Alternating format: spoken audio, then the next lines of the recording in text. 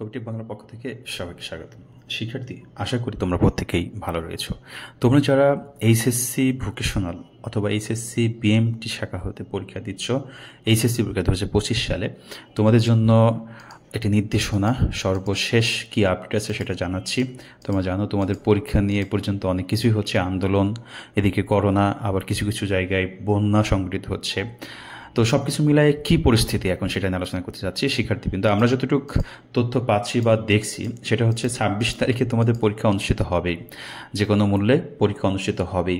তো সকল নির্দেশনা, সকল প্রস্তুতিই কিন্তু সম্পন্ন হয়েছে। অনেক আন্দোলন, অনেক কিছু বাধা পেরিয়েও কিন্তু বোর্ড কর্তৃপক্ষ, শিক্ষা মন্ত্রণালয় পরীক্ষা নেওয়ার সিদ্ধান্ত নিয়েছে। সেই পরীক্ষা নেওয়ার সিদ্ধান্তে কিছু নির্দেশনা আমাদেরকে দেওয়া হয়েছে। যদি আমরা একটু দেখি, শিক্ষার্থীবৃন্দ, এবছর এইচএসসি পরীক্ষা অংশগ্রহণ করতেছে প্রায় 12.5 লাখ শিক্ষার্থীবৃন্দ। আর আমরা যদি একটু দেখি আমাদের বর্তমান যেই সংকট, করোনা ভাইরাস এবং ডেঙ্গু দুটো একসাথে, এবং বন্যাও কিন্তু কিছু কিছু অঞ্চলে হওয়ার সম্ভাবনা রয়েছে পরীক্ষার ভেতরে।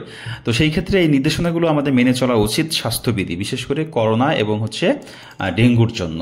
কি নির্দেশনা মানতে হবে আমরা যদি দেখি, এই নির্দেশগুলো যদি না মানো তাহলে কিন্তু পরীক্ষার হলে তুমি বিপদে পড়তে পারো। যেমন কেন্দ্রে প্রবেশের সময় শিক্ষার্থী সহ পরীক্ষা সংশ্লিষ্ট সকলের মাস্ক পরিধান করতে হবে। তাহলে তুমি যদি মাস্ক না নিয়ে আসো তাহলে কিন্তু পরীক্ষা হলে ঢুকতে পারবা না। পরীক্ষা কেন্দ্রের প্রবেশ পথে হ্যান্ড স্যানিটাইজার রাখতে হবে। তার মানে হ্যান্ড স্যানিটাইজারে তোমাকে পরিষ্কার পরিচ্ছন্ন হয়ে ভিতরে ঢুকতে হবে। ডেঙ্গু বিস্তার রোধে আমরা দেখছি আশেপাশে পরিষ্কার পরিচ্ছন্ন রাখবে, এটা কলেজ কর্তৃপক্ষ রাখবে। মশক নিরোধক, এটাও কলেজ কর্তৃপক্ষ রাখবে। পরীক্ষা কক্ষের আসন বিন্যাস বোর্ডের নিয়ম অনুসারে হবে, সেই অনুসারে কিন্তু তোমার বসতে হবে। তুমি যদি এই অনুসারে বসতে না চাও তাহলে কিন্তু প্রবলেমে পড়বা। প্রতিটি পরীক্ষা কেন্দ্রে মেডিকেল টিম থাকবে, এটা তোমার জন্য ভালো হবে। আর জনসচেতনতা বৃদ্ধির জন্য অভিভাবকদের জন্য বলা হয়েছে যে অভিভাবকরা যেন গেটের সামনে বা কোথাও জটলা করে না থাকে, বিভিন্ন জায়গায় সরাই সিটে থাকে, তাহলে এটা ভালো হবে।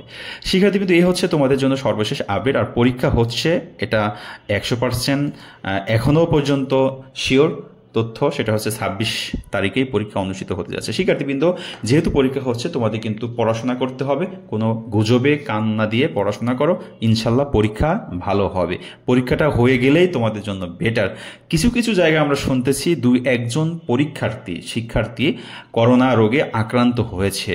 কিছুক্ষণ আগে একটা লাইভ দেখতেছিলাম ফেসবুকে, খুব সম্ভব চট্টগ্রাম না রাজশাহীতে। সেখানে একজন পরীক্ষার্থী লাইভ এসে কান্নাকাটি করতেছে বা কান্না করছে। সে করোনা আক্রান্তের কারণে প্রিপারেশন নিতে পারছে না বা পরীক্ষা দিতে পারবে কিনা। তো 2-1টা এইভাবে বিচ্ছিন্ন ঘটনা রয়েছে। আর এক জায়গাও একটা ফেসবুকে পোস্ট দেখলাম। তো তারপরেও দেখি সর্বশেষ কি হয়, সর্বশেষ কোন পরিস্থিতি যায়। 26 তারিখের আগের দিন পর্যন্ত তোমাদের কিন্তু পড়াশোনা করতে হচ্ছে, সর্বশেষ আপডেট না আসা পর্যন্ত। শিক্ষার্থী কিন্তু সবাই ভালো থাকো, সুস্থ থাকো, পড়াশোনার ভিতরেই থাকো। সবার জন্য দোয়া রইল। আল্লাহ হাফেজ।